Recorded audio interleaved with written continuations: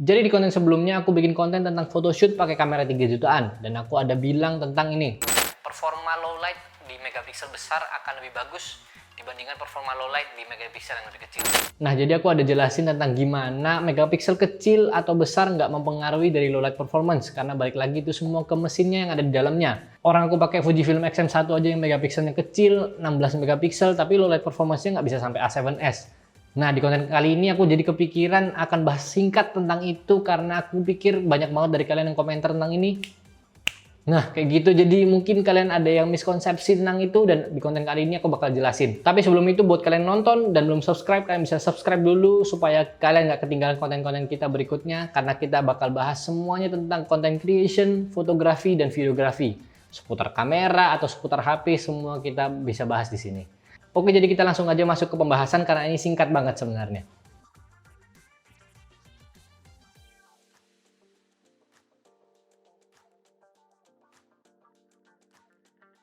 Nah, jadi di situ dibilang megapiksel kecil akhirnya bisa bikin noise-nya lebih ke kontrol dan low light performance-nya lebih bagus.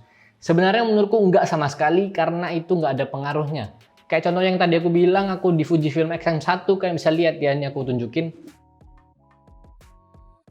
Ini dia, jadi dia sebenarnya megapikselnya cuma 16 megapiksel dan sebenarnya juga balik lagi ISO-nya nggak sampai setinggi itu. Sedangkan kalau A7S dibilangnya performa low light-nya bisa bagus. Kenapa? Balik lagi, itu semuanya sebenarnya tergantung kepada mesin. Karena balik lagi ya, A7S ada specialty-nya memang di sensitivity.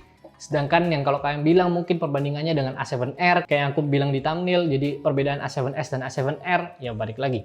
A7S sensitivity, A7R resolution. Jadi bedanya keduanya itu adalah yang satu memang fokusnya di sensitivity yang bisa sampai gede, di low light performance bisa bagus, di satu lagi resolutionnya yang bisa tinggi. Oke, jadi aku jelasin kenapa di A7S megapikselnya cuma biasanya sekitar 12 megapiksel yang akhirnya bisa bikin low light performance-nya tinggi. Ya balik lagi, semua itu balik lagi di harga dan di alat atau di mesinnya itu sendiri. Karena kalau misal dia bisa sampai semuanya bisa dicakup, kayak misal resolusi bisa sampai 40 atau 60 megapiksel, dia juga bisa sampai low light performance-nya sampai ratusan ribu. Dia juga akhirnya bisa sampai shoot-nya sampai 120 fps dengan 4K mungkin. Ya bayangin mesinnya sampai segede apa.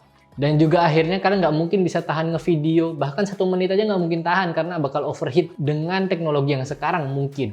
Ya kita juga nggak tahu, mungkin Sony juga bakal ngeluarin teknologi yang terbaru sampai akhirnya dia bisa resolusi tinggi dan itu semuanya kita juga nggak ada yang tahu, kita bisa tunggu aja. Nah tapi aku bakal balik lagi jelasin tentang thumbnail yang aku bikin ini. Ya aku harus bertanggung jawab ya, aku bikin thumbnail kayak gitu A7S atau A7R, aku jadi bakal kasih tahu speknya apa perbedaannya dan apa kelebihan masing-masing untuk kalian mungkin juga ada yang bingung dan akhirnya nonton konten ini dan bisa memilih. Dan nanti waktu aku jelasin speknya itu, aku bakal jelasin perbedaan dari keduanya itu. Dan itu juga bakal menjawab pertanyaan dari komentar yang tadi. Oke, jadi kita bakal bedain A7R Mark III dan juga A7S Mark III. Mungkin mereka nggak keluar di saat yang kira-kira bersamaan, karena seharusnya A7R Mark IV kalau nggak salah di saat yang bersamaan dengan A7S Mark III. Tapi aku bakal jelasin ya sama-sama yang ketiganya lah, versi ketiganya. Jadi langsung yang perbedaan pertama yang pasti mencolok adalah A7R Mark III ini dengan resolusi 42,2 megapiksel, sedangkan A7S Mark III dia cuma 12 megapiksel. Jadi kalau kalian mau ngefoto untuk di print atau ngefoto dalam studio atau kalian butuh detail-detail yang bisa sampai digedein atau di apa itu ngomongnya, di zoom in. Nah itu kalian pasti lebih enak pakai A7R Mark III atau A7R lah pokoknya daripada A7S. Itu kenapa disebut A7R, balik lagi resolution. Ya itu udah terbaik kalau dari Sony itu sendiri. Keduanya sama-sama bisa shoot di 4K, sedangkan di A7R kalian bisa shoot sampai 4K-nya itu untuk video cuma sampai 30p atau 30 fps. Sedangkan kalau di A7S Mark III kalian bisa sampai shoot di 4K 120p atau 120 fps. Jadi bisa sampai slow motion, se-slow motion yang kalian mau dah itu. Nah, jadi ini dia perbedaannya kenapa resolusi tinggi nggak bisa atau mungkin kurang baik untuk kalian bisa ngefoto atau ngevideo sampai dengan FPS yang sampai segede itu. Ya balik lagi, mesin kalau kalian paksa, sama aja kalau kalian beli mobil yang mungkin van untuk orang banyak, atau misal kalian beli kayak merek-merek yang mobil gede-gede itu untuk orang banyak, tapi kalian pakai itu untuk balapan. Akhirnya apa? Pertama, nggak mungkin bisa mumpuni, dan keduanya juga pasti overheat dari mesinnya karena kalian paksa banget.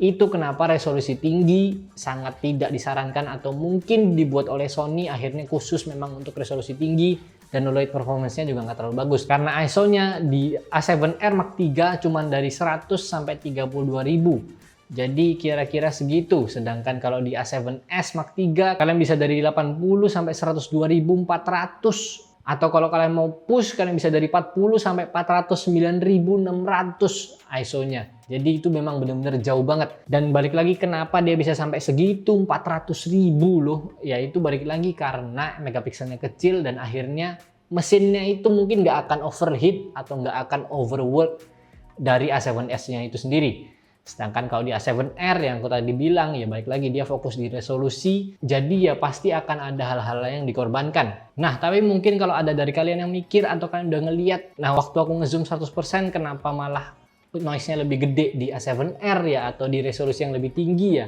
Jadi itu balik lagi, kalau kalian magnify di 100%, ya sama aja kalian 100% dari megapiksel yang kalian punya itu. Jadi kalian bisa benar-benar ngezoom sampai 100% besarnya itu. Sedangkan kalau resolusi besar dan resolusi kecil, anggapannya kalau kalian ngezoom atau kalian magnify, anggapannya kalau misalnya resolusi besarnya segini kalian bisa ngezoom, yang resolusi kecil kalian bisa ngezoom cuma sampai segini. Itu kenapa kalau kalian lihat atau kalian bandingin, noise-nya bisa lebih gede di A7R atau di kamera apapun dengan resolusi lebih tinggi. Nah, sedangkan kalau kalian print sebenarnya dengan ISO yang sama, dengan ukuran kertas yang sama, bahkan akan noise-nya lebih kelihatan di yang memang megapikselnya lebih kecil karena ya ukurannya sama, ISO-nya juga dengan yang sama. Itu kenapa megapiksel kecil nggak bisa dibilang lebih bagus performanya di low light sensitivity atau juga di ISO sensitivity-nya itu sendiri. Dan untuk spek-spek lain sebenarnya hampir sama semuanya. Ada water shield, ada juga semua in-body stabilization. Jadi sebenarnya semuanya sama, kecuali hal-hal itu yang tadi aku sebutin. Nah, jadi itu kenapa bisa ngejawab komentar yang ada tadi, karena balik lagi, A7R resolution akhirnya dia akan mengompres atau mengurangi hal-hal yang mungkin akhirnya nggak bisa didapat waktu resolusi tinggi. Kayak misalnya kalian nge-shoot, bayangin ya kalian nge-shoot ya misal kalian di 4K sampai resolusi 42,2 megapiksel tadi, tapi juga bisa sampai 120 fps. Seberapa besar mesinnya itu harus nge-cover dari performa yang harus dibuat atau harus dipakai di dalamnya. Ya baik lagi, makanya dibuat mungkin oleh Sony, akhirnya ada satu fokus untuk resolusi untuk kalian semua yang balik lagi aku mau ngejelasin, yang mau ngeprint ini itu, nah aku pasti saranin pakai resolusi yang lebih tinggi atau A7R itu. Sedangkan kalau kalian mau ngefoto atau ngevideo dengan low light performance yang bagus, atau dengan video yang mau performanya sampai 4K, bisa sampai slow motion gitu, karena nggak banyak ya dari kamera yang sekarang bisa sampai 120 fps dengan 4K, ya nggak banyak, karena ya semua pasti dikompres biasanya sampai 120 fps. 120 fps cuma bisa di Full HD atau 1920 x 1080. Jadi itu dia perbedaannya kira-kira dari yang resolution A7R atau yang R series dengan A7S atau yang S series. Jadi dari resolution dan sensitivity. Karena ya balik lagi, kalau kalian bilang kenapa dia nggak bikin keduanya ya, kenapa nggak Sony bikin kayak resolusi bagus atau sensitivity-nya juga sampai bagus, ya balik lagi, pertama yang aku udah jelasin semua, mungkin yaitu karena bisa sampai overheating atau overwork dari mesinnya yang diciptakan. Kedua, mungkin mesinnya juga bisa sampai gede kalau kalian mau sampai performanya sebagus itu.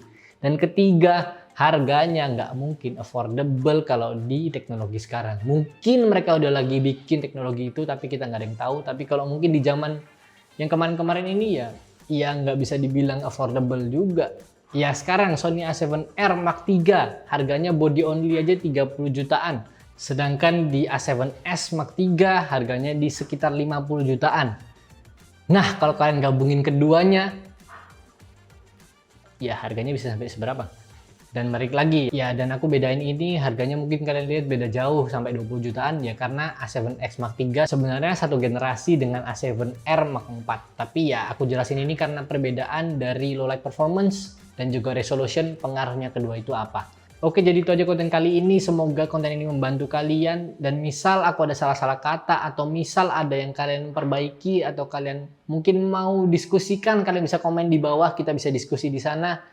Atau kalian juga bisa DM kita di Instagram atau di TikTok juga, kita juga ada di @foto.co.id.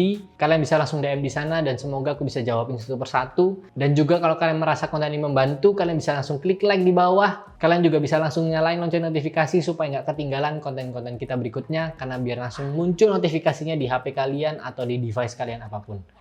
Oke, jadi itu aja. Semoga konten ini membantu. Saya Leo dan sampai jumpa.